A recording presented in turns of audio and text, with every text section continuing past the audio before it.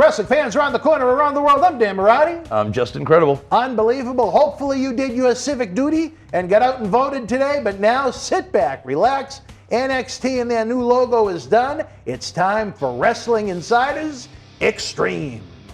Wrestling fans, years have become months that have become weeks, and now we're talking days and even hours as Boston Wrestling MWF celebrates its 20th anniversary, going back to the 90s. Saturday night, November the 13th at Memorial Hall in Melrose, Massachusetts. The superstars and legends of yesterday, today, and tomorrow will take part in a live wrestling event, autograph photo, fan fest, VIP exclusive Q&A, plus the kickoff to our annual Paul Bear Holiday Headlocks Toy Drive. After Jimmy Kimmel embarrassed Melrose for, well, being Melrose, we're also going to have a superstar costume contest where best dressed wins an awesome autographed prize. On November the 13th, you'll see and meet two-time WWE World Champion and Hall of Famer Bob Backlund, WWE Hall of Famer Bushwhacker Luke, WWE Hall of Famer Alundra Blaze, a.k.a. Medusa, from WCW, WWE Intercontinental and Tag Team Champion Marty Jannetty, the Doctor of Style Slick, Doink the Clown, Duke the Dumpster Drosy,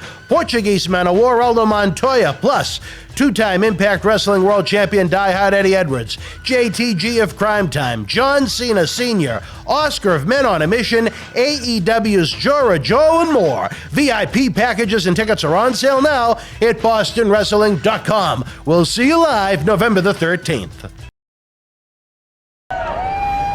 This is Mick Foley. This is Harley Race. This is Shelton Benjamin. This is Mr. Wonderful Paul Orndorff. This is the Monster Abyss. And this is Daniel Bryan. This is JBL, and you're watching the MWF. Be there live. All right, wrestling fans, welcome to another Wrestling Insiders Extreme. Hope you enjoyed NXT tonight in whatever version it was presented in. I'm very happy to be joined by the latest member of the family, Mr. Just Incredible himself. Some of the episodes we've produced already, I think, are incredible. Great stories, well-spoken. I don't want to put you over too much. But, then everybody's going to want you. Be hard to get. They'll all take you. Yeah, well, I'm happy to be here. This has been a fantastic experience. Thank you for having me back. Well, we want to have you on a regular basis this week. It'd be my honor. Hopefully, before you go today, we can figure something out. But anyway, back to As Good As It Gets. It was a hot night in ECW. I know that building could be quite hot in the summertime. Oh, yeah. It's an understatement. If fans maybe didn't tune in last time, As Good As It Gets, September 20th, 1997, it was your official debut as Just Incredible, with Jason as your manager, I guess maybe to give you a little credibility right away. Yeah. It was your second experience, but your first time as a wrestler at the arena. One thing that went on that night, I don't know, maybe where you knew how much you knew about the story, was the absolute brutal, bloody beating that Bill Alfonso took from Beulah that night, where apparently, I don't remember if it was Paul Heyman, but I was told someone within the hierarchy of ECW was able to tap into Fonzie's voicemails and heard his exchanges with WCW officials. And Beulah beat the ever-living fuck out of him in one of the great bloodbaths of the 90s, if you like blood. I remember that night. Was, I'm guessing my buddy over there, Phil, saw it. Yeah. That was crazy. Yeah. And it saved his job. Because he was, from what I was told, he was supposed to be done after that. But he did so well. I never heard that part. That's funny. No? Oh, really? I never heard that part, but I'm sure now that makes more sense, and I'll tell you why. This was Bill Alfonso's first time really doing that, where he got color for AK blading for Beulah McGillicuddy, and he used a box cutter. And who do you think he was, New Jack? All I know is that's not something you would want to do. No! And in trying to do a good job to put Beulah over and make her look like $1 million, he went a bit too far. So that's, I guess, the point that's of an understatement. So yeah, I give all the hats off to her, because I saw her in the ring. She was struggling to continue with so much blood, and we almost lost Bill Alfonso that day. Because if he'd have lost a little, if he lost a lot more or any more blood, it would have been, he had to stay for a while in the hospital, I believe. I was just going to ask you, did he need medical attention? He needed to get more blood. It it was crazy. Yeah, that wasn't the intention for sure. The personification of ECW was that beating that he took from, a very slight, beautiful woman. Yeah. Beating the shit out of him with the trash can. Yeah, I'll never forget it. That was, to me, the highlight of the night. Nothing against you and your debut. Or none whatsoever. I mean, that's just what a memorable ECW moment. You still remember it yourself. So. Yeah, I remember where I was high up in the Eagle's Nest watching it, and there was just a calm but a friend's. It was weird. It was the weirdest thing because fans knew they were watching something special, and they were like there was a rumbling going on, and they would react to the moves and whatever, but there was still like a caution, like, oh shit, like did this go too far? It was weird. Did you think to yourself at that point, what the fuck did I get myself into? Yeah. Yeah, a little bit, but. Beulah can Rana, there you go. But I tell you this, as a teenage Dan Marotti, what a beautiful woman Beulah was. Very beautiful, yeah. Oh, and even I've seen photos of her in this day. Yeah. Tommy Dreamer married well. He certainly did.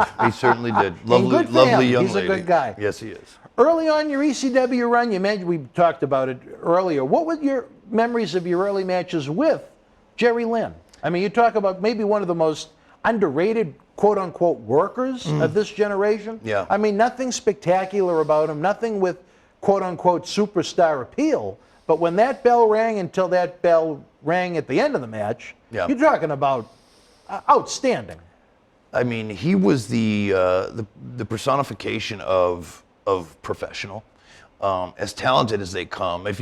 Somebody like Jerry Lynn could wrestle anybody, and if you have just a little bit of talent, he will make that talent look even greater and better. You could tell even the matches he had early on with X-Pac, Sean Waltman. Up in Minnesota. That got him into Global, which was a small Texas organization, Global Wrestling. Yeah, Bill Eadie helped with that, yeah. Yeah, and I mean, he could go, man. He could really go, and I was blessed to work with Jerry because he just made your life easy. I don't think I'd ever worked with anybody, and I was in the WWF prior. I don't think I had ever worked with anybody that was that good all the time. And that's saying a lot, because I was in there. You were with some of the elite talents in the world in WWF. Yeah. Maybe not as far as spectacular moves, so to speak, but as far as working goes, absolutely. Yeah. So you learned a lot from Jerry Lynn, huh? I learned that,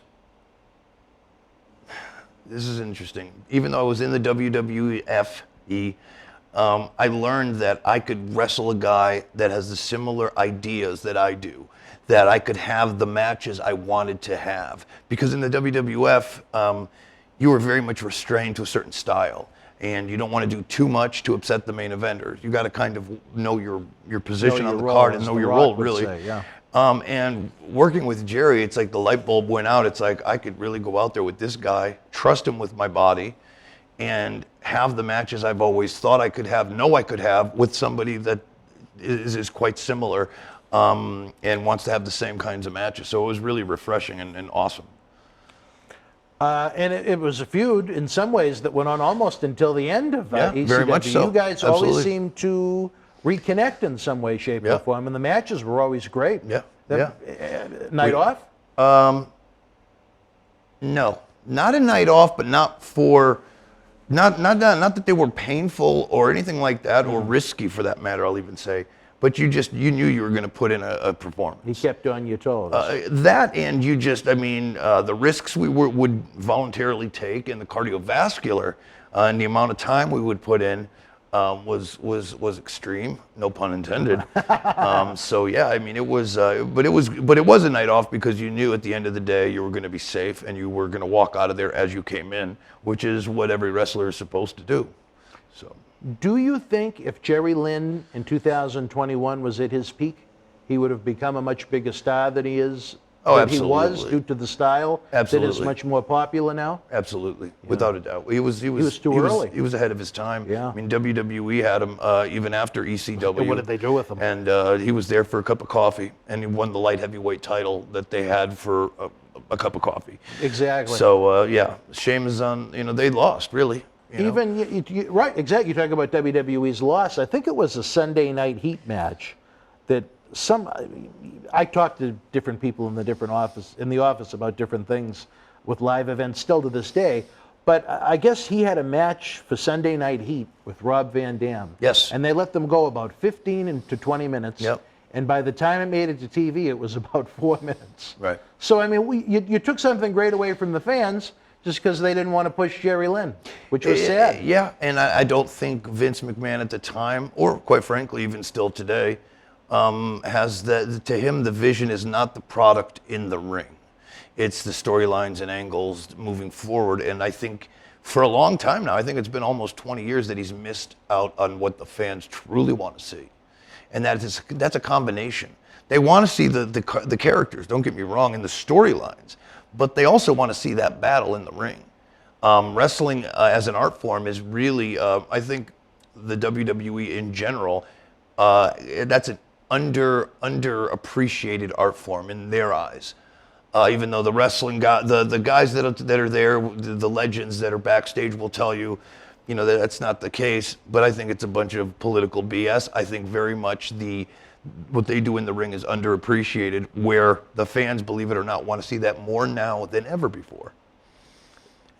It's like Rocky, it's like Creed, that's what they're tuning in for. I think, I don't want to go off on a completely different road, but the comedy to me is a killer. Yeah. I think it takes away from the credibility of the talent. I think most fans, when they tune in, and I think that's why ECW is so beloved, there could be serious, dangerous people that would do humorous things from time to time. Right. But unless it's someone with very little talent in an undercard role, I don't think you should have the ha-ha guys around. No. I think it kills the credibility of everything that the serious guys are trying to do. It does. It does. And One man's opinion. And what it does too is it just really goes to show you how bad they are at writing comedy. And quite frankly, if we wanted comedy, we would watch comedy. You wouldn't watch pro wrestling, right? And wrestling stopped being funny since the days of Bobby Heenan, which is a shame. But that's partially because they've never pushed anybody like that. Yeah. A, there's nobody like Bobby Heenan. Right. But two, there's nobody's come along doing that because nobody valued it. So all of a sudden they want to create skits that are funny, and all you get is guys trying their best to be funny, which usually are channel changers. And it's usually the best laugh you're going to get out of something is something that comes organically. Right. Something that they're not scripted, that just, whether it's something you're just feeling in the ring with the fans or feeling with your opponent. Steve Austin could do things that were funny. Oh, yeah. And he was kick-ass, badass, Stone Cold Steve Austin. But when you see these top guys they present as idiots, they have no credibility. But again, no pun intended. But again, the way you got there with guys like Mick Foley, guys like Steve Austin and The Rock, were unscripted, off the cuff kind of improvisational moments that you cannot have in a can.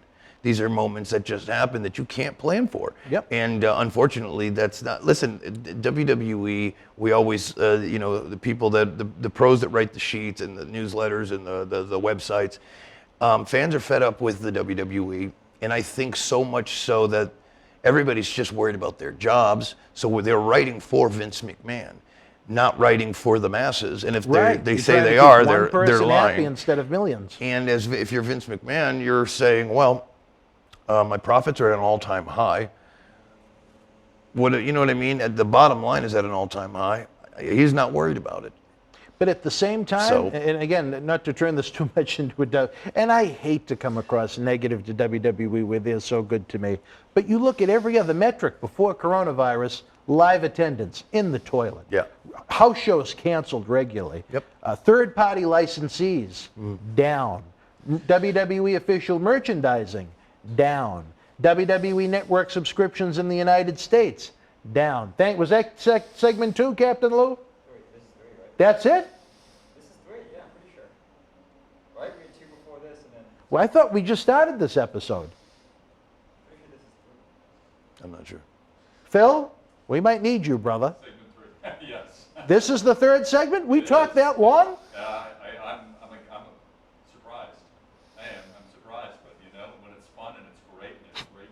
Well, that does happen from time to time, but let me just, I remember I looked at my watch not too long.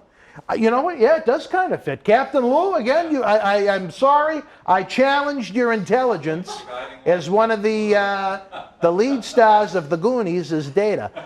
All right, well, geez, that sucks, because I thought we were having a really good conversation. But to wrap it up real quick, yes. To me, and I think I have a little credibility because I was there at the time with Ed Cohen doing his Virgil work.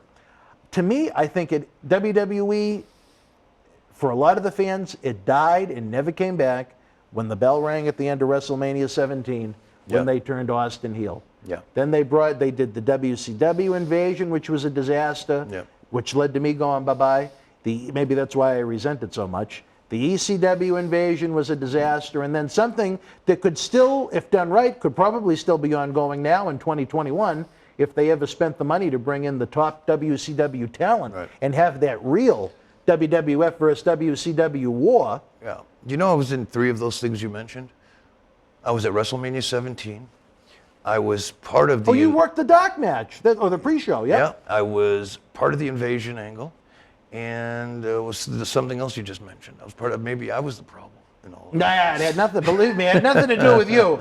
But I mean, other than that one little blip when they went with the year with JBL and Triple H as heel champions, and then they went with Batista and Cena at WrestleMania 21, because I went with Sheiky Baby to go into the Hall of Fame for that.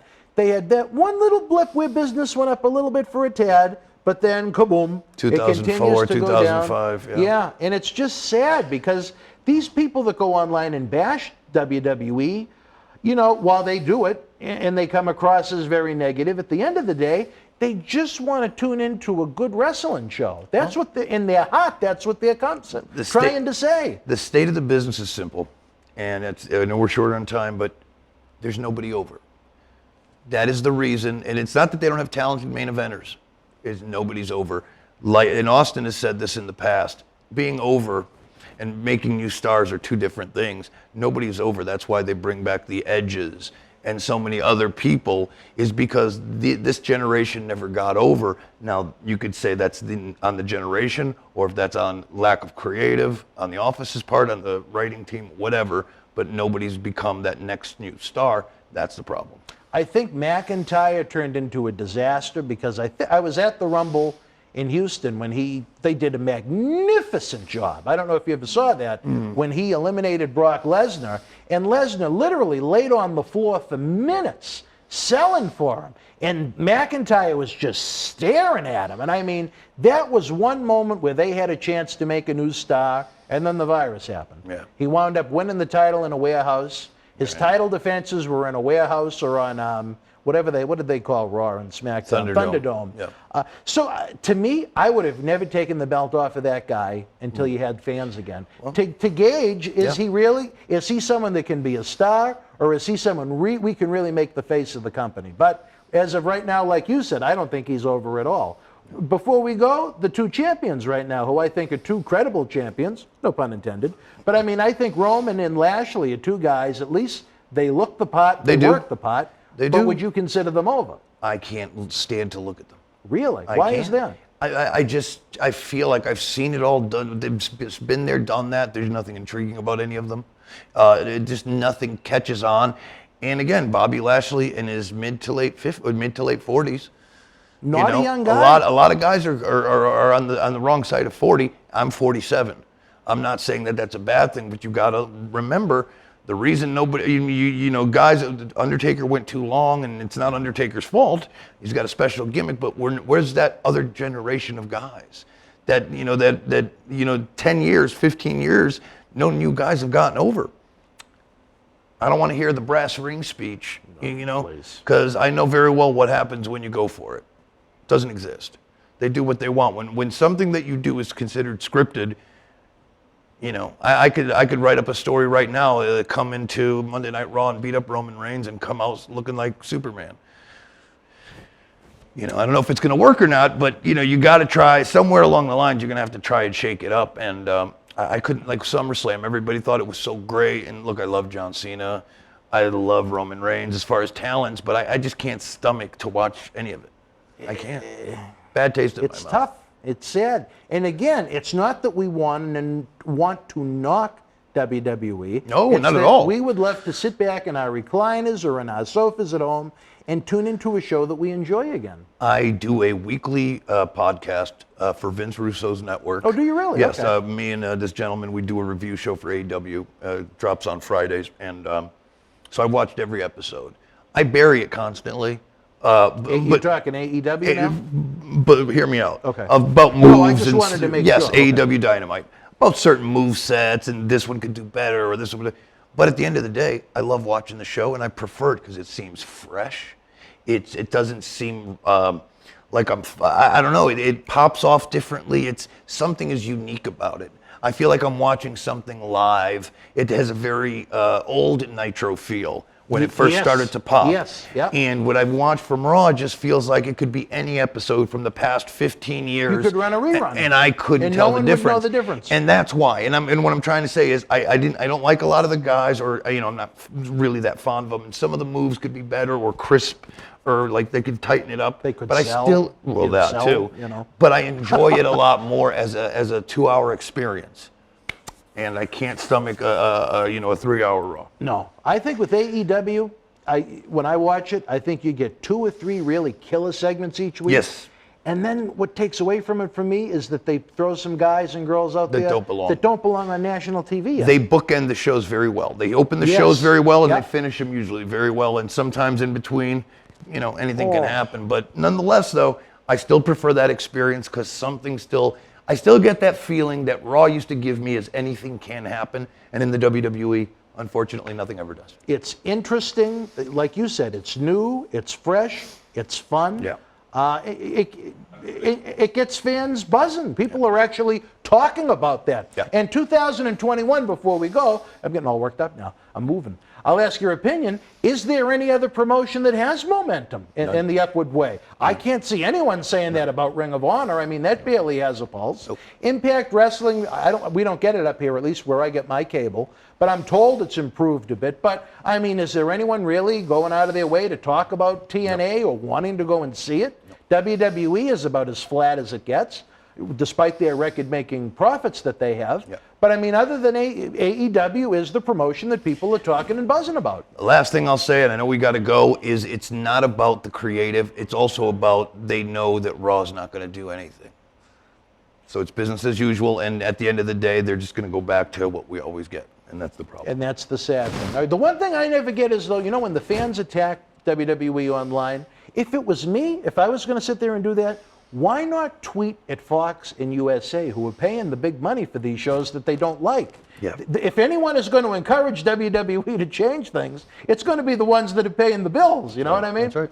But anyway, again, one man's opinion. We're having a lot of fun. We didn't get too far at all in this episode. But for my friend Justin Incredible, I'm Dan Marotti. The good news is we'll be back next Tuesday night with another brand new Wrestling Insiders Extreme. Share the news with your friends. Share the link on social media. If you're chatting away in the premiere box, we appreciate your thoughts on the show. The Super Chat button is always open for business. If you're not watching the premiere, I still love you, but you're hurting my feelings. You can still leave your thoughts on the show in the comment section below. A big thumbs up, that's free. Subscribing to the channel is free. All of those things help. What they call algorithms, or whatever the terminology is, to get YouTube to showcase these great talk shows to all the fans that don't know we exist. I know there's millions of wrestling fans that have no interest in 2021 wrestling, Absolutely. but when they find talk shows like this, they love them. Our growth year to year is amazing. We need to keep it growing. We want this guy back constantly. Share, like, and subscribe. He summed it up in one sentence, and it was incredible. For my friend Justin Incredible, I'm Dan Marotti. We'll see you next Tuesday night. Stay healthy, be well. Good night from Boston. Wrestling fans, years have become months that have become weeks, and now we're talking days and even hours as Boston Wrestling MWF celebrates its 20th anniversary, going back to the 90s. Saturday night, November the 13th at Memorial Hall in Melrose, Massachusetts. The superstars and legends of yesterday, today, and tomorrow will take part in a live wrestling event, autograph photo, fan fest, VIP exclusive Q&A, plus the kickoff to our annual Paul Bear Holiday Headlocks Toy Drive. After Jimmy Kimmel embarrassed Melrose for, well, being Melrose. We're also going to have a superstar costume contest where best dressed wins an awesome autographed prize. On November the 13th, you'll see and meet two-time WWE World Champion and Hall of Famer Bob Backlund, WWE Hall of Famer Bushwhacker Luke, WWE Hall of Famer Alundra Blaze, a.k.a. Medusa, from WCW, WWE Intercontinental and Tag Team Champion Marty Jannetty, the Doctor of Style Slick, Doink the Clown, Duke the Dumpster Drosy,